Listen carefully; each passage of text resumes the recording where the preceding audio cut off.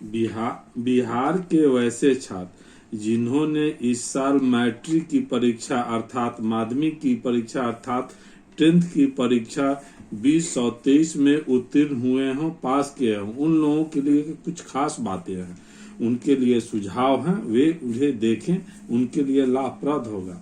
सबसे पहले जो बच्चे इंटरमीडिएट में पढ़ना चाहते हैं उनके लिए सबसे पहले चुनाव करने की चीज है कि वे बिहार बोर्ड से पढ़ना चाहते हैं अथवा दूसरे बोर्ड से पढ़ना चाहते हैं। दूसरे चुनाव करने का चीज है, दूसरे चुनाव करने वाली बातें हैं कि वे स्ट्रीम में क्या पढ़ना चाहते हैं, साइंस पढ़ना चाहते हैं, आर्ट्स पढ़ना चाहते हैं, कॉमर्स पढ़ना चाहते हैं अथवा एग्रीकल्चर पढ़ना चाहते हैं। जब हम स्ट्रीम का चुनाव कर लेते हैं तो उसके बाद में उनके लिए चुनाव करने की बिंदु होती है कि उस स्ट्रीम का पढ़ाई किस इंस्टीट्यूशन में अच्छा होता है। जब हम इंस्टीट्यूशन का चुनाव कर लेते हैं तत्पश्चात यह जरूरी है इंस्टीट्यूशन का चुनाव करने के समय कुछ बातों पर ध्यान देना चाहिए। इंस्टीट्यूशन का जो चुनाव हम करेंगे तो उसमें एक चीज ध्यान देना चाहिए कि हमारे रहने के स्थान से वह इंस्टीट्यूशन कितनी दूरी पर है या कितनी आसानी से हम शिक्षण संस्थान तक पहुंच सकते हैं। अतः उपयुक्त दिए गए चारों स्टेपों को चुनाव करने में आपको ध्यान देना चाहिए। तत्पश्चात 11th कक्षा में नामांकन की प्रक्रिया के प्रति सही निर्णय ले पाएंगे। जैसे ऊपर में दिया गया हुआ स्टेप 1 है। स्टेप 1 में दो बातें बहुत बारीकी से जानने की जरूरत है। एक तो हम 11th की पढ़ाई बिहार बोर्ड से अर्थात BSEB के द्वारा करना चाहते हैं अथवा अदर बोर्ड से करना चाहते हैं।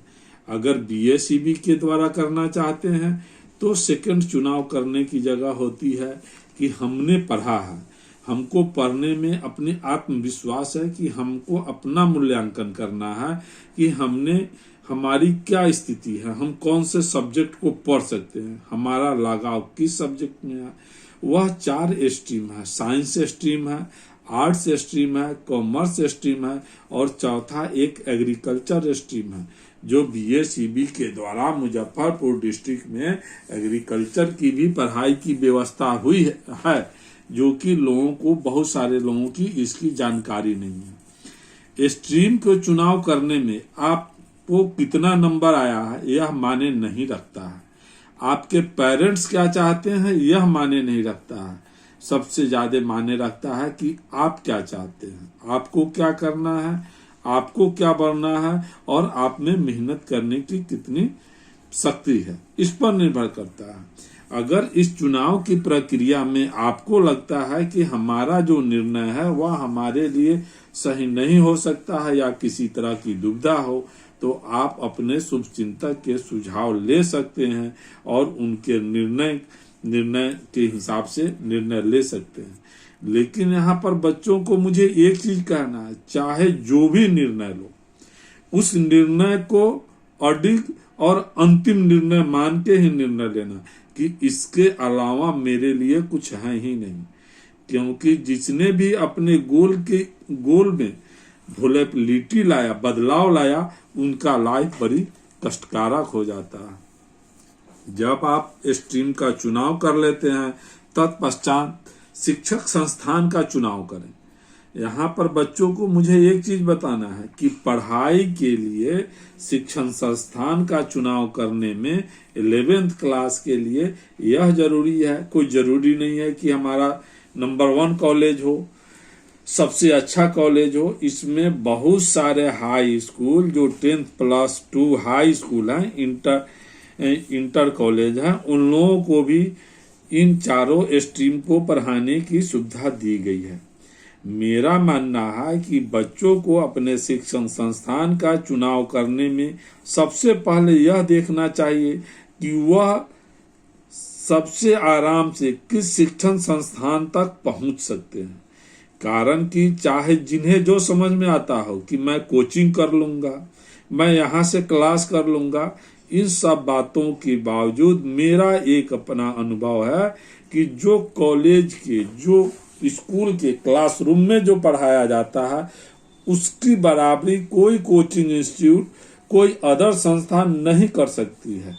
कारण कि पूरे क्लास के बीच में अगर कोई मैटर है, अगर कोई चीज है, अगर कोई तथ्य को हमने बारीकी से समझ लिया तो उसको फिर दोबारा समझने की जरूरत नहीं होती है।